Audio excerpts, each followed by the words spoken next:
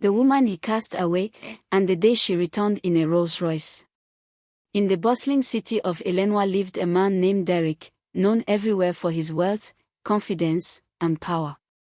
He was the kind of man who measured life in status and success. His cars gleamed, his mansion towered, and his suit announced importance wherever he went. Yet behind the perfection, there was an emptiness, a quiet ache that haunted the corridors of his home. For 7 long years, Derek and his wife, Leona, had waited for the cry of a child, but that cry never came. Leona was a gentle soul, graceful and kind. Her beauty was the quiet kind, not loud or boastful, but tender, soft, and full of life. She had stood by Derek's side through everything, loving him even when his pride built walls between them. But with each passing year, those walls grew higher. One evening, the air in their house grew heavy. Derek came home later than usual, his tie loosened, his steps sharp with anger. 7 years, Leona, he shouted, throwing his keys onto the dresser. 7 years and still no child. Do you expect me to die without an heir? His voice cut through the silence like a blade. Leona turned to him, her eyes filled with tears she had tried so hard to hide. Derek, please, she whispered. We've tried everything. Maybe we can see another doctor. Don't lose hope. Hope. Derek laughed bitterly. My mother mocks me. My friends whisper behind my back. I'm a joke because of you. What kind of woman can't give her husband a child? The words pierced her heart. She stepped closer, trembling. Don't say that. I am your wife. We vowed to face everything together. But Derek's heart was already closed. Enough, Leona. I'm done waiting. You're a curse in my life. Tomorrow, you'll leave this house. I'll have the lawyer send the papers. Leona fell to her knees, clutching at his leg, sobbing. Please, Derek, don't do this. I love you. We can still try. He pulled away coldly, his eyes like stone. You leave at dawn. That night, Leona packed her clothes in silence.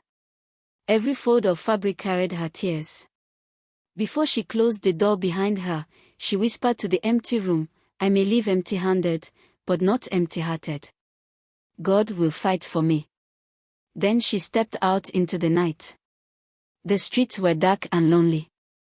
She walked without direction until she found herself outside a small apartment. It belonged to her old friend, Mira. When the door opened, Mira gasped. Leona. What happened to you? Leona broke down, her voice shaking. He threw me out, he called me barren. Mira's eyes flashed with anger. That man is heartless. Don't worry. You'll stay here for as long as you need. Days turned into weeks. Leona stayed silent most of the time, her eyes lost in thought. One morning, Mira sat beside her and said softly, Have you ever been tested properly? Maybe you're not the problem.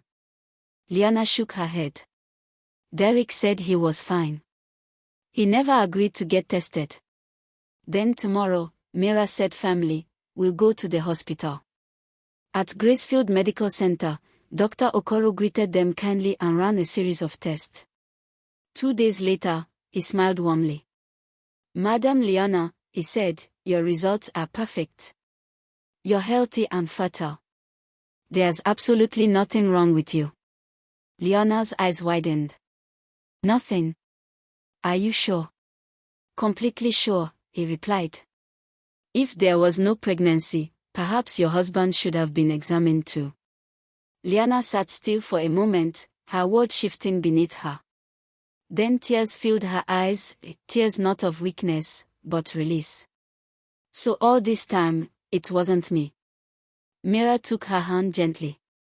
He'll regret it one day. The truth always finds its way home. Time passed, and Leona began to rebuild her life. With Mira's help, she started selling food from a small stand at the corner of the street. Her jollof rice was so delicious that people queued from morning till evening. She began to smile again, a smile that came from peace, not pain. One afternoon, as she served her customers, a tall man with kind eyes approached.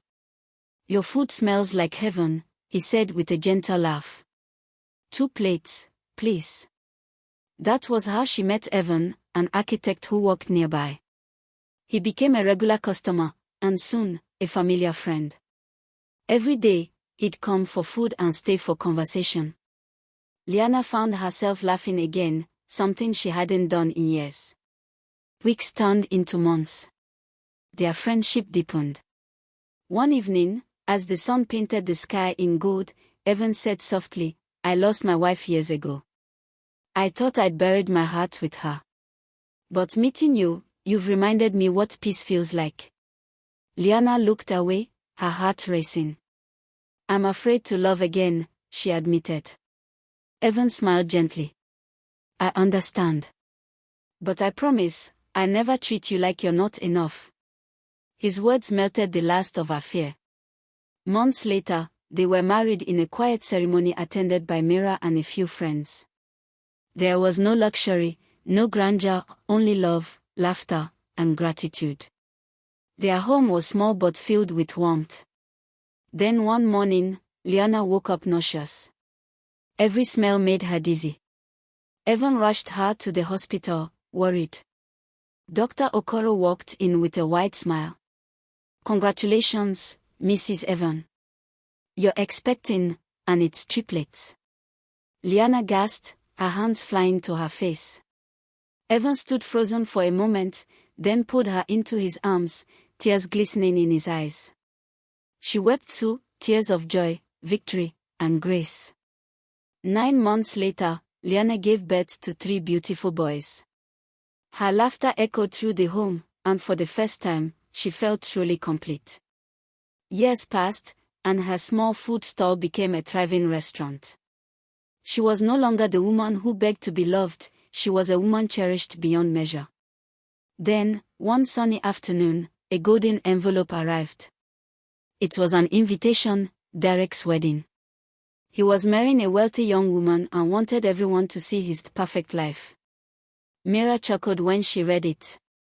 "Are you really going to attend that man's wedding?" Liana smiled softly. "Yes. Sometimes, closure wears a beautiful dress." On the wedding day, the guests turned when a black Rolls-Royce glided to a stop at the gate.